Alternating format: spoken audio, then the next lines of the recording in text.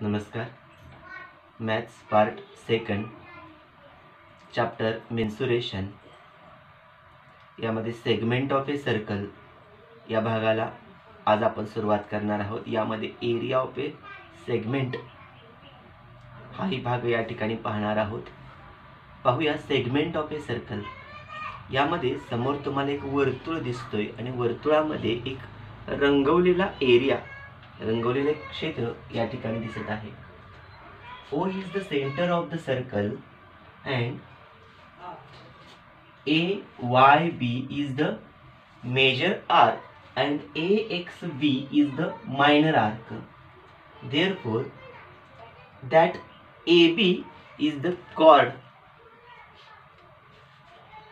AB and arc AXB contain that area region is called a minor segment, and chord AB and major arc AYB contain that region which is called a major segment. Segment म्हणजे काय तर वर्तुळ आणि त्या वर्तुळ कंस आणि ती जीवा, म्हणजे हा AXB हा वर्तुळ कंस आणि ही जीवा या दोघांनी अंतरित होणारा, किंवा AB ही जीवा आणि AYB हा कंस यांनी अंतरित होणारा भाग म्हणजे वर्तुळखंड. मायनर सेगमेंट म्हणजे लघु वर्तुळखंड. हा लघु वर्तुळखंड आहे, म्हणजे जीवा आणि लघु वर्तुळ कंस यांनी अंतरित होणारा भाग. जीवा आणि विशाल वर्तुळ कंस यांनी अंतरित होणारा भाग मेजर सेगमेंट म्हणजे विशाल वर्तुळखंड. लघु वर्तुळखंड मायनर सेगमेंट, विशाल वर्तुळखंड मेजर सेगमेंट हा भाग या ठिकाणी आपल्या लक्षात येतोय. सेमी सर्कल सेगमेंट म्हणजे काय तर असा वर्तुळखंड की ज्यामध्ये व्यासाने अंतरित केलेला कंस, त्यांनी अंतरित केलेला भाग क्षेत्र रिजन म्हणजे semi circle segment. A segment formed A diameter of a circle is called a semi circle segment. म्हणजे इथं जर आपण या पद्धतीनं ओ या केंद्रबिंदूतून जाणारा हा व्यास विचारात घेतला तर हा व्यास, याचं नाव मी इथं नोट डाऊन करतो. PQ हा व्यास आहे. Suppose PQ is the diameter content two arcs, semi arc PYQ PXQ are the semi arcs. अर्ध कंस आहेत या ठिकाणी. म्हणजेच या ठिकाणी सेमी सर्कल तयार होत आहेत आणि तो रिजन, तो एरिया, ते क्षेत्र म्हणजे PQ व्यास आणि PXQ हा कंस, PQ व्यास आणि PYQ हा कंस, हा जो भाग आहे याला आपण सेमी सर्कल सेगमेंट असं म्हणू. Minor, major and semi circle all segments आपण या ठिकाणी पाहिले सगळे सेगमेंट ऑफ ए सर्कल मध्ये. यानंतर एरिया ऑफ ए सेगमेंट, क्षेत्रफळ वर्तुळखंडाचं कसं काढायचं हेही पाहणार आहोत. बघूया area of a segment. Area of a segment जे आपण मगाशी आकृती पाहिली तीच आपण या ठिकाणी एरिया काढण्यासाठी, वर्तुळखंडाचं क्षेत्रफळ काढण्यासाठी वापरूया. हा जो AB जीवा आपल्याला दिसतोय त्या AB जीवेचा A आणि B बिंदू केंद्रबिंदू पासून जोडूया. आपल्याला दोन त्रिज्या मिळतात, OA आणि दुसरी मिळते ती OB.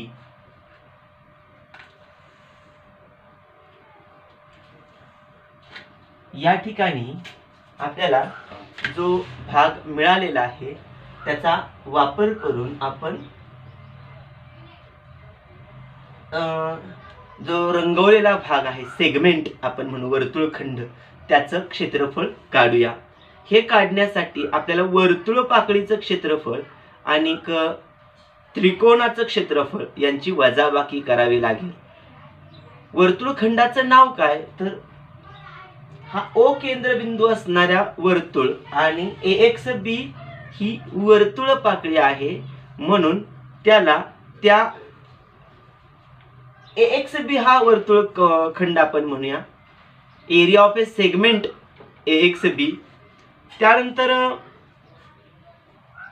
O केंद्रबिंदू आहे, AB जीवा आहे, OA त्रिज्या आहे, OB पण त्रिज्या आहे. म्हणजे ह्या OAचं माप R आहे हे आपल्याला माहिती आहे. मग त्रिकोणाचं जर क्षेत्रफळ काढायचं असेल तर काय करावं लागेल? आपल्याला हिरोचं सूत्र माहिती आहे आणि 1/2 पाय r² हेही सूत्र आपल्याला माहिती आहे. मग यापैकी कोणाचं सूत्र वापरायचं की जेणेकरून आपल्याला उत्तर मिळेल? आपल्याला या ठिकाणी परपेंडिक्युलर दिसतच नाही. आपल्याला थीटा माहिती आहे की हा या ठिकाणी आपल्याला थीटा मिळ असतोय. ए बिंदूतून OB या बाजूवरती लंब टाकला, AM या नाव देऊया आपण त्याला. आता AM ही लंब झाला perpendicular to the segment OB. OB हा बेस पाया झाला. 1/2 बेस इंटू हाईट या सूत्राचा वापर करून आपण एरिया काढायचा. आता OB त्रिज्या आहे, OA त्रिज्या आहे, मग AM चं माप आपल्याला काढावं लागेल. तर मग आपण त्रिकोणाचं क्षेत्रफळ काढू शकू. म्हणजे आपल्याला दिलेला जो भाग आहे PO' AXB हे एक वर्तुळ पाकळी आहे आणि याचं क्षेत्रफळ काढण्याचं सूत्र आपल्याला माहिती आहे θ/360 × πr². हे सूत्र आपण वापरतो. यामध्ये जेव्हा आपण एरिया ऑफ सेगमेंट वर्तुळखंडाचं क्षेत्रफळ कोणता AXB याचं घेणार आहोत तेव्हा आपल्याला एरिया ऑफ O'(AXB) म्हणजे पाकळीचं क्षेत्रफळ याच्यामधून area of triangle OAB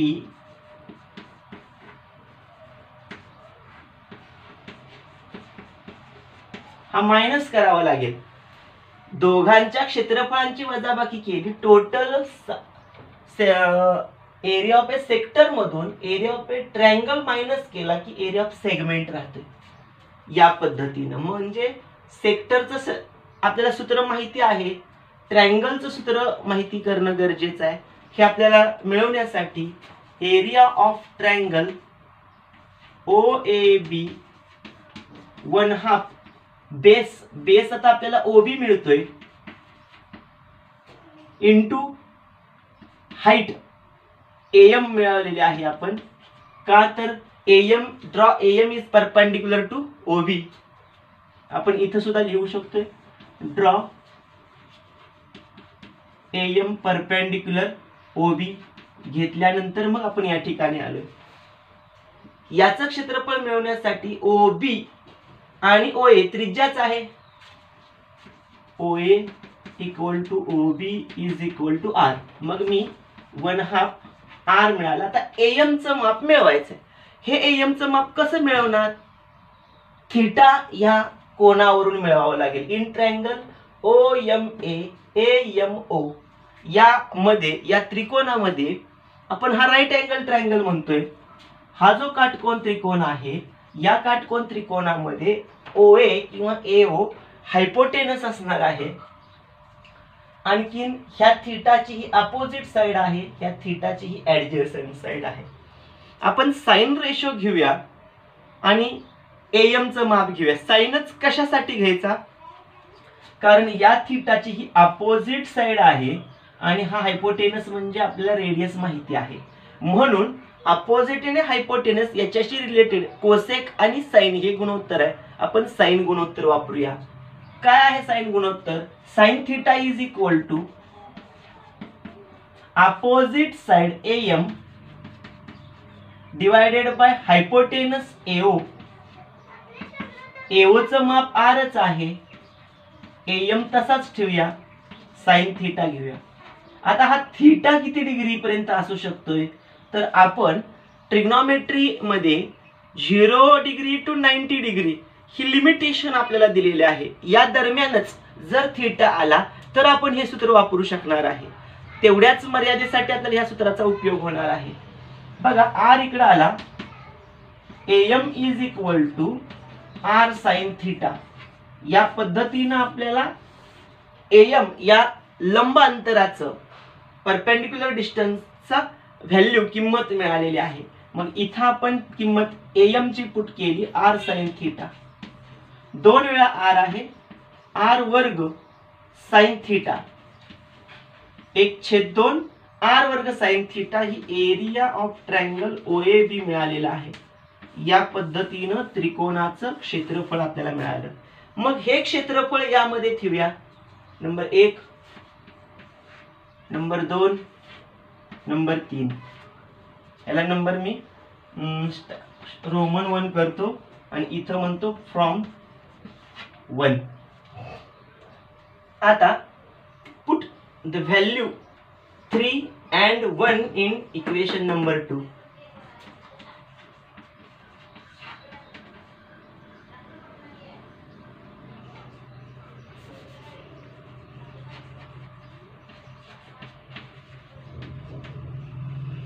One and 3 into काय आहे 2? Area of segment AXB is equal to ह्याची किंमत आहे theta divided by 360 pi r square minus area of triangle OAB 1/2 r square sine theta. आता इथं r वर्ग कॉमन आहे,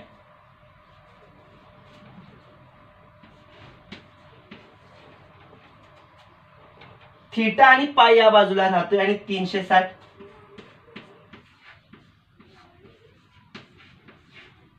minus sine r वर्ग कॉमन घेतलाय, साइन थीटा आणि 2 राहिलेला आहे. साइन थीटा डिवायडेड बाय 2 ही किंमत मिळाली. कोणाची किंमत? सेगमेंट ऑफ ए सर्कल, वर्तुळखंड. Area of a segment of circle, area of segment AXB is equal to r square in bracket pi theta divided by 360 minus sine theta divided by 2. या पद्धतीनं किंमत मिळालेली आहे आणि याच किमतीचा वापर करून आपल्याला पुढे काही उदाहरणं सोडवायची आहेत. Solved example number 1 see in the text board. In that figure angle AOB is a 30 degree, OA is a 12 centimeter. Find the area of segment वर्तुळखंड AXB चे क्षेत्रफळ काढायचं आहे. पाय इज इक्वल टू 3.14. या पद्धतीने किंमत दिलेत. आपल्याला टेक्स्ट बुक मध्ये 2 पद्धतीने हे एक्झाम्पल सोडवून दिले. वर्तुळ पाकळीच्या क्षेत्रफळातून त्रिकोणाचं क्षेत्रफळ वजा करून आणि वर्तुळखंडाचं क्षेत्रफळाचा वापर करून दोन्ही पद्धतीने आपण याही ठिकाणी सोडवूया. दोन्ही पद्धतीने सोडवलं तरी चालतं. पाहूया पहिली पद्धत. Method first.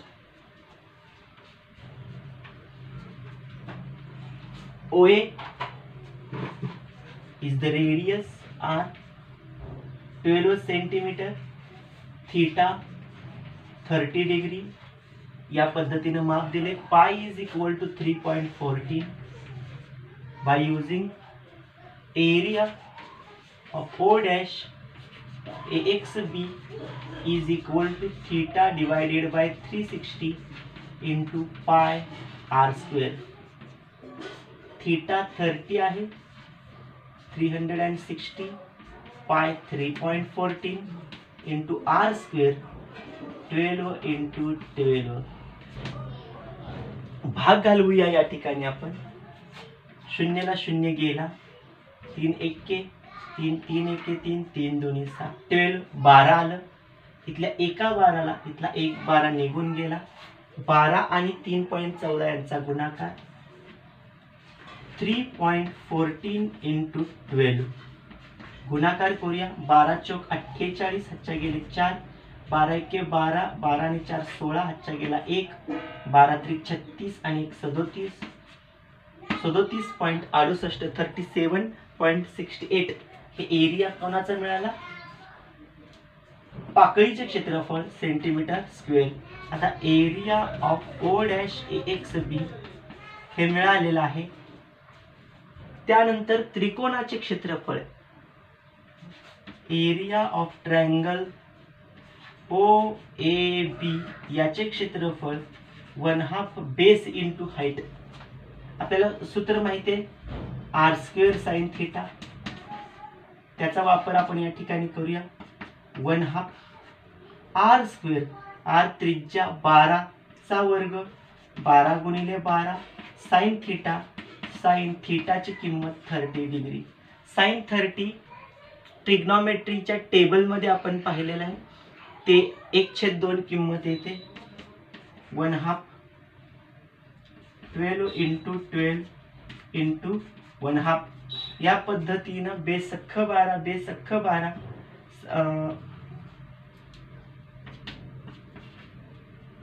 बेसख्ख 12 साय 36 36 व्हॅल्यू मिळाली आपल्याला कोणाची area of triangle O A B याची. यानंतर पाकळीच्या क्षेत्रफळातून त्रिकोणाचे क्षेत्रफळ आपल्याला वजा करावे लागणार आहे. आपण या ठिकाणी वजाबाकी करूया.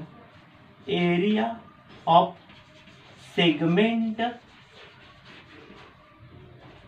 ए एक्स बी या पाकळी वर्तुळखंडाचे क्षेत्रफळ area of O dash A X B minus area of triangle O A बी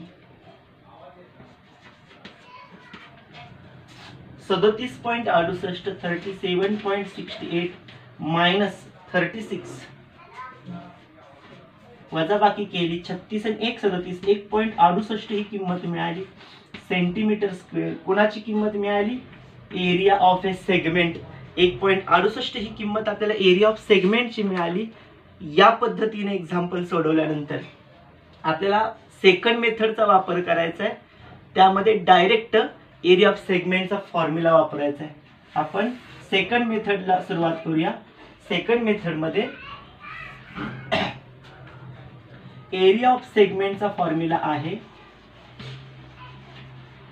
सेगमेंटचं नाव लिहूया ए एक्स बी बरोबर R square in bracket pi theta divided by 360 minus sine theta divided by 2.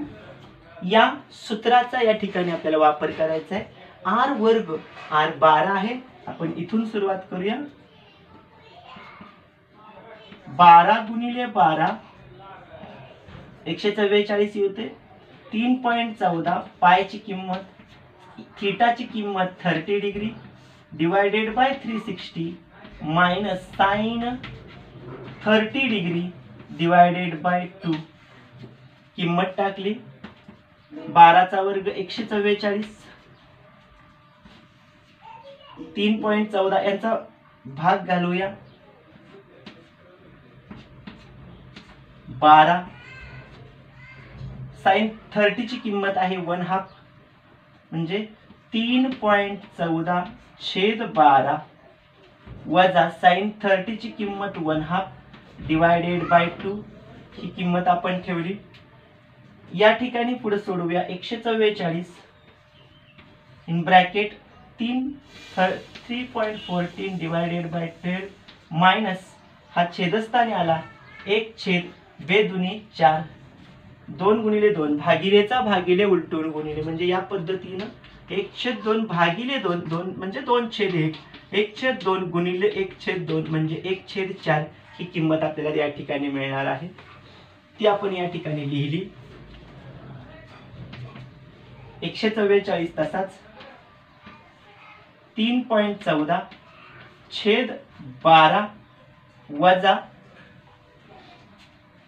आता इथं 12 इथं 4 आहे. कॉमन काय तर निघणार आहे. 4 त्रिक 12 4 कॉमन निघते. या ठिकाणी आपण 3 लिहूया. छेदात 4 निघालं वजा 1 तसाच राहिला म्हणजे 12 मधून 4 कॉमन निघले, 3 राहिले, 4 कॉमन निघला, इथं काहीच नाही, 1/1 म्हणजे एकच राहिला. आपण याचं छेदाचं परिमेयीकरण करूया, रॅशनलाइज द डिनॉमिनेटर, छेद समान करून घेऊया. 144 भागिले 4, 4 एके 4, 4 त्रिक 12, किंवा हे असंच ठेवलं तरी चालेल, 4 त्रिक 12, 12 पॉइंट मध्ये उत्तर येते, आपण याला असंच ठेवूया. पुढे काय किंमत मिळते बघूया. 144 भागिले 4, 3.14 ही जी किंमत आहे, वजा 3 एके 3 छेद 3. इथं भाग घालून बघूया किती येतोय. 4 त्रिक 12, 12 2 3 2 4 24, 4 सख्ख 24 म्हणजे 3 36 उत्तर येते. आपण या बाजूला कॅल्क्युलेशन करूया. 144 भागिले 4 36, कंसामध्ये काय मिळालेलं आहे, 3.14 मधून 3 गेले, फक्त 0.14 राहणार आहे. 0.14 डिवायडेड बाय 3 ही किंमत आपल्याला राहिली. आता या दोघांचा भागाकार करूया. 12 एके 12, 12 दुनी 24, 12 त्रिक 36, 3 एके 3, 3 दुनी 6, 3 12 गुणिले 0.14, इथं आपण गुणाकार केलेला आहे बघा. 12 गुणिले 0.14,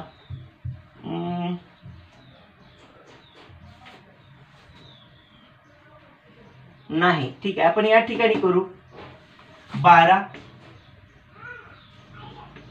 0.14, 12 चौक 48, हातच्या गेले 4, 12 एके 12, 12 आणि 4 16, हातच्या गेला 1, 12 0 0 आणि 1, 1 2 1 2, 168 म्हणजे 1.68 कोणाची किंमत आहे, area of a segment centimetre square. या पद्धतीने आपण एरिया ऑफ ए सेगमेंट मिळवतोय. इथं शेवटी वाक्य लिहूया. Therefore area of segment AXB is equal to 1.68 centimetre square.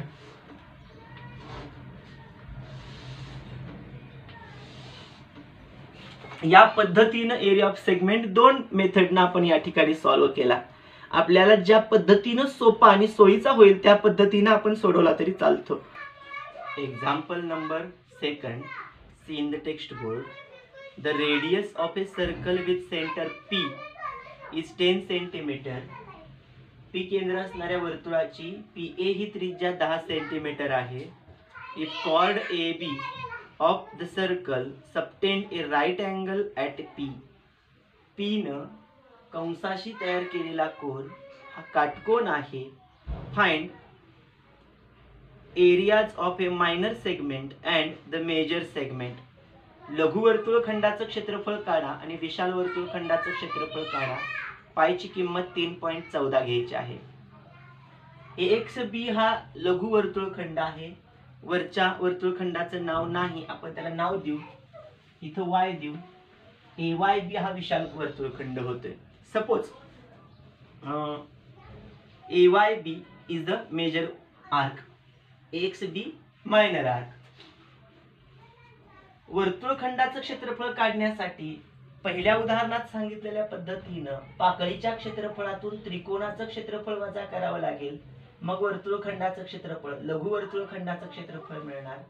आणि जर विशाल वर्तुळखंडाचं क्षेत्रफळ हवं असेल AYB चं, तर पूर्ण वर्तुळाच्या क्षेत्रफळातून या वर्तुळखंडाचं क्षेत्रफळ वजा करावं लागणार आहे.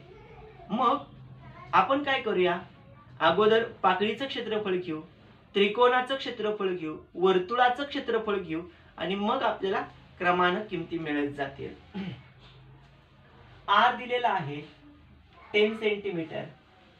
थीटा राईट अँगल सांगितलेला आहे, म्हणजेच तो काटकोन 90 अंशाचा असणार. पायची किंमत आपल्याला 3.14 दिलेली आहे. त्याचा वापर आपण करणार आणि किंमत सोडवणार. सोडवत असताना अगोदर area of P dash AXB या पाकळीचं क्षेत्रफळ घेऊ.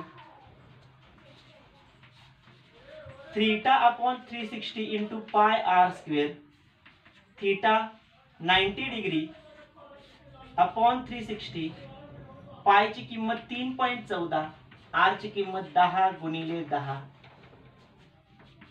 9 एके 9, 9 चौक 36 म्हणजे 1/4 किंमत मिळाली. 3.14 आणि 100 यांचा गुणाकार आपल्याला मिळतोय 314. 2 दशांश स्थळ आहेत, 2 शून्य आहेत. या दोघांचा भागाकार करूया. 4 7 28, 7 आले, 28 29 30 31 3 आणि हा 4 34, 4 8 32, 2 राहिले, पॉइंट घेतला, 2 वरती 0, 5 आले, 4 25, एरिया आहे सेंटीमीटर मध्ये किमती आहेत, सेंटीमीटर स्क्वेअर आला, एरिया ऑफ सेक्टर पाकळीचे क्षेत्रफळ. त्यानंतर आपल्याला हवा आहे त्रिकोणाचे क्षेत्रफळ, area of triangle PAB 1/2 r square sin theta, 1/2 r square 10 into 10 sin theta sin 90 degree. आता sin 90 ची किंमत आपल्याला हवी आहे, ती आपण sin 90 ची किंमत टेबल वरून घेऊया. बेस इंटू हाईट आहे ना, हा बेस आहे की हाईट आहे, किंवा हा बेस आहे की हाईट आहे. राईट अँगल ट्रायंगल आहे. जर राईट अँगल ट्रायंगल असेल तर त्या ठिकाणी आपल्याला पाया आणि उंची समोरच आहे, साइन थीटाची गरज भासत नाही. तरी सुद्धा साइन थीटाने जरी सोडवलात तरी आपल्याला उत्तर तेच मिळणार आहे. साइन 90 एक किंमत आहे, साइन 90 डिग्री 1 ही किंमत आपण या ठिकाणी घातली तर 1/2 10 चा वर्ग 100, 100/2 म्हणजे आपल्याला 50 किंमत मिळते, सेंटीमीटरचा वर्ग.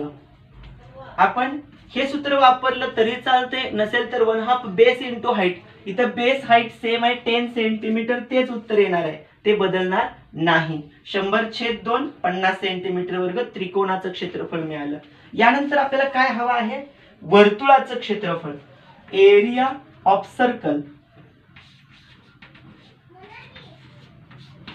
पाय आर स्क्वेअर.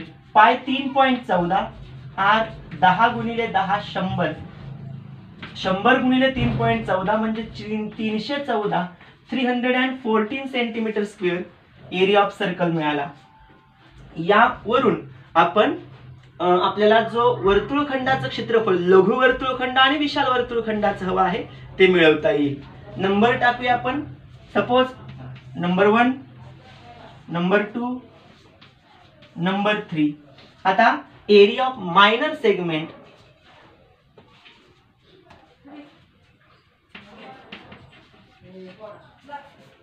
मायनर सेगमेंट नाव लिहिला तरी चालतोय. कोणता आहे, AXB is equal to area of P'(AXB) minus area of triangle PAB.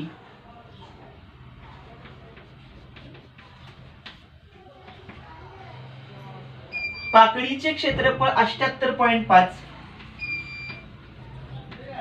वजा त्रिकोणाचे क्षेत्रफळ 50, वजाबाकी आपण केली 50, 20 70 आणि 8 28.5 सेंटीमीटर स्क्वेअर. कोणाचं क्षेत्रफळ मिळालं तर वर्तुळ पाकळीचे, लघु वर्तुळ पाकळीचे क्षेत्रफळ 28.5 सेंटीमीटर स्क्वेअर. यावरून आपण विशाल वर्तुळ पाकळीचे क्षेत्रफळ या ठिकाणी काढूया. एरिया ऑफ मेजर सेगमेंट, आपल्याला नाव दिलं नाही, आपण नाव नाही लिहिला तरी चालते मेजर सेगमेंट साठी. Area of circle minus area of minor segment.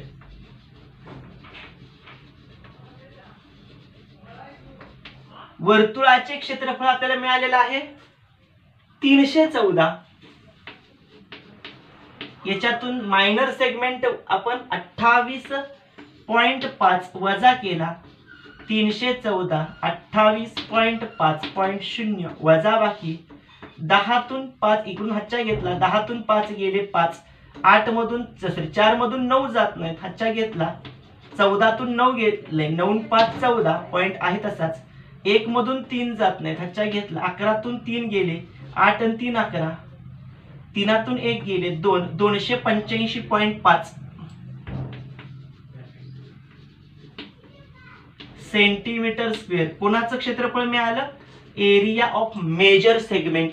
आपल्याला दोन्ही वर्तुळखंडांची माप विचारली होती. Therefore area of minor segment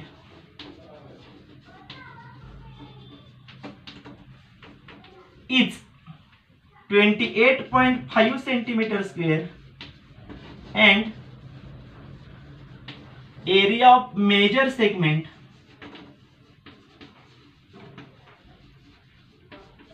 is 285.5 centimetre square. या पद्धतीनं आपण दोन वर्तुळखंडांची क्षेत्रफळ मिळवली. यासाठी 1 2 3 जे नंबर दिले होते इथं आपण दोन पाकळ्या वापरल्या, 1 आणि 2. फ्रॉम 1 and 2 या ठिकाणी आपण लिहू शकतोय. आणि या ठिकाणी आपण लिहिताना सर्कल आणि सेगमेंट वापरलाय 3. आणखीन सेगमेंटचा नंबर राहिलाय तर आपण सेगमेंटला 4 नंबर दिला. 3 आणि 4 इथं म्हणू. फ्रॉम 3 and 4 या पद्धतीनं रिझन लिहिलं आणि एक्झाम्पल सॉल्व्ह केलं. Example number 3 see in the text board. A regular hexagon is inscribed in a circle of radius 14 cm. सुषम षटकोन वर्तुळामध्ये अंतरित केलेला आहे की ज्या वर्तुळाची त्रिज्या 14 सेंटीमीटर आहे. Find the area of the region between the circle and the hexagon. तर वर्तुळ आणि सुषम षटकोन या दोघांच्या दरम्यानचा जो भाग आहे त्याचं क्षेत्रफळ काढा. म्हणजे आपल्याला असं विचारले find the area of shaded region. Shaded region म्हणजे काय? तर area between the circle and hexagon. हा जो रेग्युलर हेक्सागॉन सुषम षटकोन आहे त्याच्या प्रत्येक बाजू समान मापाचे आहेत. 6 बाजू आहेत आणि त्या बाजू ह्या वर्तुळाच्या त्रिज्या इतक्याच असतात. पहा, ही जी 14 सेंटीमीटर आपल्याला मेजरमेंट दिलेलं आहे हे इतकं प्रत्येकाचं माप तेवढंच आहे. इथं आपल्याला दिसून येते प्रत्येकाचं माप तेवढंच आहे. म्हणजे जेवढी त्रिज्या तेवढीच सुषम षटकोनाच्या बाजूचं माप, तेवढेच सुषम षटकोनाच्या बाजूचं माप आहे. म्हणजे side of the hexagon is equal to the side of the triangle which include a hexagon. म्हणजे ज्या ठिकाणी जेवढी बाजूचं माप दिलेलं आहे side of hexagon is equal to the hexagon include in that circle which radius is equal to the side of hexagon. Side of hexagon षटकोनाची बाजू ही is equal to the radius of circle include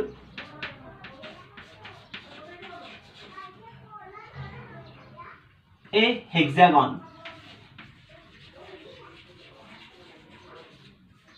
Radius of the circle 14 centimetre. म्हणजे ज्या मध्ये तो सुषम षटकोन अंतरित केलेला आहे त्याच वर्तुळाची त्रिज्या आणि सुषम षटकोनाची बाजू समान मापाची झाली 14 सेंटीमीटरची. आता महत्वाचा भाग, याचं क्षेत्रफळ षटकोनाचं कसं काढणार. म्हणजेच सुषम षटकोनाचं क्षेत्रफळ म्हणजे ह्या आतल्या भागाचं क्षेत्रफळ, वर्तुळाचं क्षेत्रफळ पाय r वर्ग आणि षटकोनाचं क्षेत्रफळ वर्तुळाचं क्षेत्रफळ. वर्तुळाच्या क्षेत्रफळातून षटकोनाचं क्षेत्रफळ वजा करावं लागतंय. इथं मी थोडंसं आयडियासाठी एक रेडियस 2 आपण ड्रॉ करतो. इथं जरी घेतला तरी चालला असता अगोदरच्या ठिकाणी. आता बघा, रेडियस रेडियस रेडियस सगळ्या त्रिज्याच आहेत. अशा किती त्रिकोण तयार होणार आहे तर या ठिकाणी 6 1 2 3 4 5 6 प्रकारचे त्रिकोण तयार होणार आहेत. आणि त्रिकोण कसले आहेत, इक्विलॅटरल ट्रायंगल आहेत, साइड इक्वल्स आहे 14 14 14 म्हणजे इक्विलॅटरल ट्रायंगल आहे. असे किती इक्विलॅटरल ट्रायंगल आहेत, 6 इक्विलॅटरल ट्रायंगल आहेत. मग एरिया ऑफ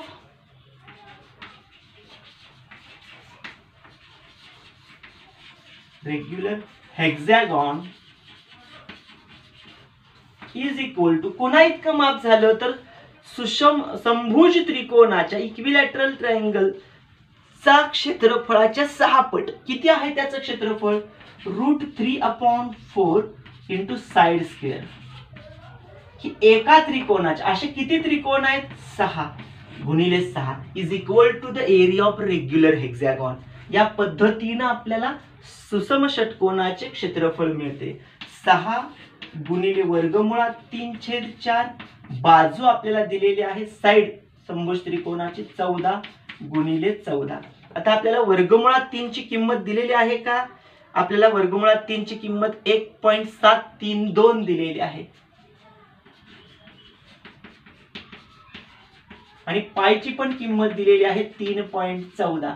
या दोघांचा वापर आपण या ठिकाणी करायचा आहे. पाय तर नाही, 6 गुणिले 1.732/4 गुणिले 14 गुणिले 14. या सर्वांचा गुणाकार करून याला 4 ने भागावं लागेल आपल्याला. आता आपण काय करूया, भाग जातोय का पाहूया. 2×3 6, 2×2 4, 2×1 2, 2×7 14 म्हणजे 3 7 14 आणि 1.732 यांचा गुणाकार करावा लागेल. आता 14 7 98 गुणिले 3, 3 8 24 हातच्या गेले 2, 3 9 27 आणि 2 29, 294 गुणिले 1.73, 294 गुणिले 1.732 सॉरी, यांचा आपल्याला गुणाकार करावा लागेल. करूया.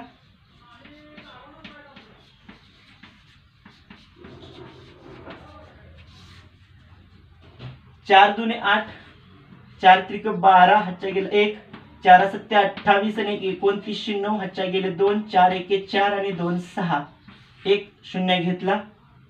9 2 18 हातच्या गेला 1, 9 त्रिक 27 आणि 1 28 हातच्या गेले 2, 9 7 63 आणि 2 65 हातच्या गेले 6, 9 1 9 आणि 6 15, 2 0 घेतल्या.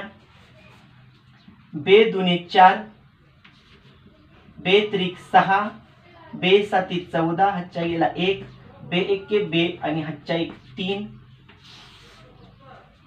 8 8 आणि 2 10 हातच्या गेला 1, 9 आणि 8 17, 17 आणि हातच्या 1 18 आणि 4 22 हातच्या गेले 2, 6 आणि 6 12, 12 आणि 2 14 आणि 5 19 हातच्या गेला 1, 5 आणि 5 10 हातच्या गेला 1, 3 4 5, 1 2 3 1 2 3 509.208. ही कुणाची किंमत आली, area of regular hexagon. Centimetre मध्ये आपल्याला किंमत दिल्या, एरिया आहे सेंटीमीटर स्क्वेअर, ही किंमत आपल्याला मिळाली. यानंतर आपल्याला विचारलेलं काय आहे, एरिया ऑफ शॅडेड रिजन असा शब्द न वापरता शब्द वापरलेला आहे find the area of the region between the circle and hexagon. ते या ठिकाणी लिहूया. यासाठी आपल्याला एरिया ऑफ ए सर्कल गरजेचं आहे. Area of a circle is equal to pi r square. पायची किंमत 22/7, आर ची किंमत 14 गुणिले 14. भाग घालूया. 7 1 7, 7 2 14, 22 2 44 गुणिले 14. या दोघांचा गुणाकार करावा लागेल. आपण गुणाकार करूया. 44 गुणिले 14, 14 चौक 56 हातच्या गेले 5, 14 चौक 56 आणि 5 61 म्हणजे 616 ही किंमत मिळते. इथं आपण 616 सेंटीमीटर वर्ग हे वर्तुळाचं क्षेत्रफळ आपल्याला मिळालं. यानंतर आपल्याला कोणाचं क्षेत्रफळ हवं आहे, तर असा भाग जो वर्तुळ आणि षटकोन यांच्या दरम्यान आहे. आपल्याला सांगितलेलंच आहे the area of a region between the circle and the hexagon. The area of region between circle and hexagon. अशा भागाचं एरियाचं क्षेत्रफळ जे वर्तुळ आणि हेक्झॅगॉन म्हणजे षटकोनच्या मध्ये आहे. वर्तुळाच्या आणि षटकोनाच्या म्हणजे वर्तुळाच्या क्षेत्रफळातनं षटकोनाचं क्षेत्रफळ वजा करूया. Area of a circle minus area of hexagon.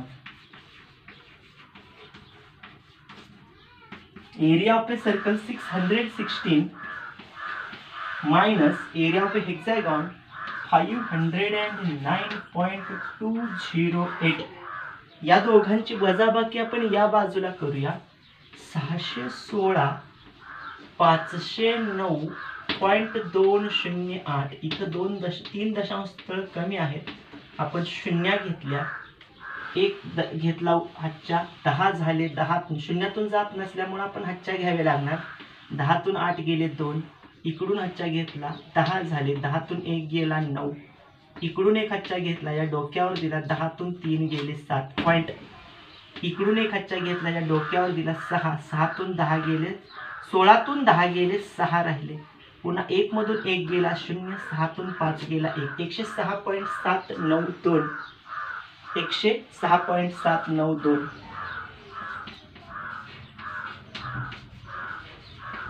इतका सेंटीमीटर वर्ग असणार आहे एरिया कोणाचा, तर the area of a region between circle and hexagon. म्हणजे आपल्याला वर्तुळाचं क्षेत्रफळ काढावं लागलं, हेक्झॅगॉनचा एरिया काढावा लागला, आणखी दोघांचा डिफरन्स ह्या साइड ऑफ ए हेक्झॅगॉन आपण मिळवली. हेक्झॅगॉन आणि सर्कलच्या एरियामधून हेक्झॅगॉनचा एरिया मायनस केला. आपल्याला रिजन जो शॅडेड रिजन आहे बिटवीन सर्कल अँड हेक्झॅगॉन हा मिळाला.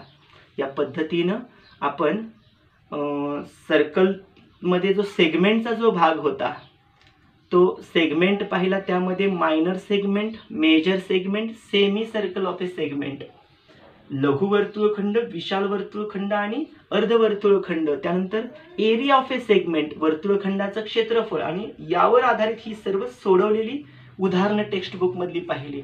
ह्या सर्व भागावर आपल्याला प्रॅक्टिस सेट 7.4 हा भाग सोडवायचा आहे. तर 7.4 मध्ये आपल्याला साधारण 5 उदाहरणं आहेत, ते आपण पुढच्या व्हिडिओमध्ये सोडवणार आहोत. तर भेटूया पुढील व्हिडिओमध्ये. धन्यवाद.